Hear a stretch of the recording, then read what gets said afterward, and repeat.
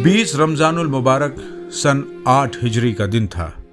اسلامی لشکر مکہ کے تینوں راستوں سے کلمہ حق کی صدا بلند کرتے ہوئے کعبۃ اللہ کی جانب بڑھ رہا تھا۔ اس لشکر کا جلال ایسا تھا کہ مشرکین مکہ اپنے گھروں میں دبک گئے اور مکۃ المکرمہ کسی خوریز جنگ کے بغیر فتح کر لیا گیا۔ تاریخ انسانی آج تک اتنے بڑے اور پرامن انقلاب کی نظیر نہیں لا سکی جو محمد الرسول اللہ صلی اللہ علیہ وسلم اور آپ کے صحابہ کرام نے محض 8 برس کی قلیل مدت میں دنیا کے سامنے پیش کی تھی۔ اس فاتح لشکر کے سالار اپنی اونٹنی پر سوار جب اس شہر میں داخل ہوئے تو تکبر اور رعونت کی بجائے عجز و انکساری کا یہ عالم تھا کہ آپ صلی اللہ علیہ وسلم نے اپنا سر جھکائے رکھا، یہاں تک کہ آپ کی داڑھی کے بال کجاوے کی لکڑی سے جا لگے اور آنکھوں سے تشکر کے آنسو رواں ہو گئے۔ 8 برس قبل اللہ کے رسول صلی اللہ علیہ وسلم کو اسی شہر سے رات کی تاریکی میں اپنے یار غار حضرت ابو بکر صدیق رضی اللہ عنہ کے ساتھ مدینہ ہجرت کرنے پر مجبور ہونا پڑا تھا۔ ایک رب کی جانب بلانے کے جرم میں 13 برسوں تک اسی شہر میں آپ صلی اللہ علیہ وسلم اور ان کے صحابہ کو طرح طرح کی اذیتوں کا نشانہ بنایا گیا، اور یہ سلسلہ یہی نہیں تھما بلکہ ہجرت مدینہ کے بعد بھی وہ باز نہیں آئے اور موقع بموقع آپ صلی اللہ علیہ وسلم اور آپ کے صحابہ کو نقصان پہنچانے کی کوششوں میں لگے رہے، یہاں تک کہ مسلمان اپنے دین کی حفاظت کی خاطر ہتھیار اٹھانے پر مجبور ہو گئے۔ اور پھر اسلام کی پہلی ہی جنگ میں کفار مکہ کا غرور خاک میں مل گیا۔ میدان بدر میں اللہ نے مسلمانوں کے لیے فتح کا فیصلہ فرمایا۔ البتہ غزوہ احد میں مسلمانوں کو بھاری نقصان اٹھانا پڑا اور 69 صحابہ کرام شہید ہو گئے، لیکن اس کے بعد نصرت خداوندی اور رسول اللہ صلی اللہ علیہ وسلم کی حکمت عملی سے جلد ہی حالات بدلے۔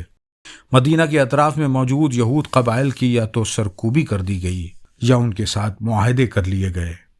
اسی دوران آپ صلی اللہ علیہ وسلم نے مدینہ میں خواب دیکھا کہ آپ اپنے صحابہ کے ساتھ عمرے کی ادائیگی کر رہے ہیں۔ اللہ کے رسول صلی اللہ علیہ وسلم نے جب اس کا تذکرہ صحابہ سے فرمایا تو ان میں مسرت کی لہر دوڑ گئی، اور اللہ کے رسول صلی اللہ علیہ وسلم عمرے کی ادائیگی کے ارادے سے 1400 صحابہ کرام کے ساتھ مکۃ المکرمہ کی جانب روانہ ہو گئے۔ ذوالحلیفہ کے مقام پر پہنچ کر اللہ کے رسول صلی اللہ علیہ وسلم نے عمرے کا احرام باندھا تاکہ لوگوں کو اطمینان رہے کہ آپ جنگ کا ارادہ نہیں رکھتے۔ نبی اکرم صلی اللہ علیہ وسلم کی پیش رفت کی خبر قریش کو تھی، اور وہ آپ کو بہر صورت بیت اللہ تک پہنچنے سے روکنے کے درپے تھے۔ قریش کے ایلچیوں سے ملاقات، حضرت عثمان بن عفان کی سفارت اور آپ کی شہادت کی افواہ کے بعد ہوئی بیعت رضوان کے بعد قریش کو صورتحال کی نزاکت کا اندازہ ہوا، اور وہ صلح کی جانب مائل ہوئے، جسے صلح حدیبیہ کے نام سے جانا جاتا ہے۔ اس صلح میں قریش کا اصرار اس بات پر تھا کہ مدینہ سے آئے لوگ حدیبیہ سے مدینہ واپس چلے جائیں اور اگلے برس عمرے کی ادائیگی کے لیے آئیں۔ اس کے علاوہ صلح میں قریش اور مسلمانوں کے درمیان 10 سال کی جنگ بندی کی شق پر بھی اتفاق کیا گیا۔ یہ شق قریش اور مسلمانوں کے ساتھ ساتھ ان کے اتحادیوں پر بھی نافذ ہونی تھی۔ بظاہر دب کر کی گئی اس صلح سے کبار صحابہ خوش نہیں تھے، تاہم حدیبیہ سے مدینہ واپسی کے دوران اللہ کے رسول صلی اللہ علیہ وسلم پر سورہ فتح کی ابتدائی آیات نازل ہوئیں، جن میں صلح کو فتح مبین سے تعبیر کیا گیا۔ صلح حدیبیہ کے بعد بنو خزاعہ نامی قبیلے نے نبی اکرم صلی اللہ علیہ وسلم کے ساتھ عہد و پیمان کر لیا، اور دوسری جانب قبیلہ بنو بکر نے قریش کے ساتھ اپنی دیرینہ دشمنی ختم کر لی تھی۔ صلح حدیبیہ کی روح سے قریش کے حلیف بنو بکر مسلمانوں کے حلیف بنو خزاعہ کو کوئی نقصان نہیں پہنچا سکتے تھے۔ ان دونوں قبائل کے درمیان پرانی دشمنی تھی۔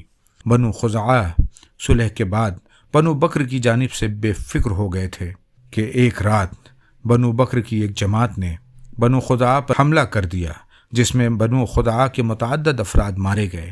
اس کارروائی کو صلح حدیبیہ کی خلاف ورزی سمجھا گیا۔ حالات کی نزاکت کو دیکھتے ہوئے قریش کے سردار ابو سفیان تجدید صلح کی غرض سے مدینہ پہنچا، لیکن اللہ کے رسول نے ان سے کوئی بات تک نہیں کی، اور ابو سفیان کے مدینہ سے واپس جاتے ہی صحابہ کرام کو مکہ کی سمت تیز رفتاری سے کوچ کرنے کا حکم دیا تاکہ قریش کو تیاری کی مہلت نہ مل سکے۔ آپ صلی اللہ علیہ وسلم کے حکم پر 10 رمضان 8 ہجری کے روز مدینہ سے 10,000 مسلمانوں کے لشکر نے مکہ کی جانب کوچ کیا۔ مسلمانوں کا لشکر 20 رمضان کے روز مکہ پر اس حالت میں وارد ہوا کہ قریش ان سے لڑنے کی سکت نہیں رکھتے تھے۔ لشکر کے مکہ میں داخلے سے قبل قریش کے سردار ابو سفیان نے اسلام قبول کر لیا۔ آپ صلی اللہ علیہ وسلم انصار و مہاجرین کے ساتھ مسجد حرام میں داخل ہوئے، حجر اسود کا بوسہ لیا اور خانہ کعبہ کا طواف کیا۔ اس وقت آپ صلی اللہ علیہ وسلم کے ہاتھ میں ایک کمان تھی اور آپ اسی کمان سے بیت اللہ میں رکھے بتوں کو ضرب پہنچاتے، اور آپ صلی اللہ علیہ وسلم کی ضرب سے وہ بت ٹوٹ کر زمین پر گر جاتے، اور آپ کی زبان پر یہ کلمہ رواں تھا کہ جاء الحق وزہق الباطل ان الباطل کان زہوقا، حق آیا اور باطل چلا گیا، باطل جانے والی ہی چیز ہے۔ آپ خانہ کعبہ میں تشریف لے گئے، نماز پڑھی۔ باہر قریش آپ صلی اللہ علیہ وسلم کے رحم و کرم پر کھڑے تھے۔ انہیں یاد تھا کہ وہ کون سا ظلم تھا جو انہوں نے مکی زندگی کے دوران اللہ کے رسول صلی اللہ علیہ وسلم اور ان کے ساتھیوں پر نہیں کیا تھا۔ آج ان مظالم کا حساب لیا جانا تھا۔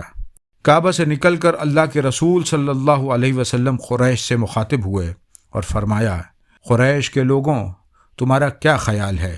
میں تمہارے ساتھ کیسا سلوک کرنے والا ہوں؟ جواب میں قریش رحم اور بھلائی کے طلبگار ہوئے۔ تو قربان جائیں اللہ کے رسول صلی اللہ علیہ وسلم پر کہ آپ نے 9 لوگوں کو چھوڑ کر سارے قریش کے لیے عام معافی کا اعلان فرماتے ہوئے کہا کہ میں تم سے وہی بات کہہ رہا ہوں جو حضرت یوسف علیہ السلام نے اپنے بھائیوں سے کہی تھی کہ لا تثریب علیکم اليوم، آج تم پر کوئی سرزنش نہیں، جاؤ تم آزاد ہو۔ فتح مکہ کا واقعہ اللہ کے رسول کی سیاسی بصیرت، جرأت مندانہ قیادت اور بے مثال رحم دلی کی مثال ہے۔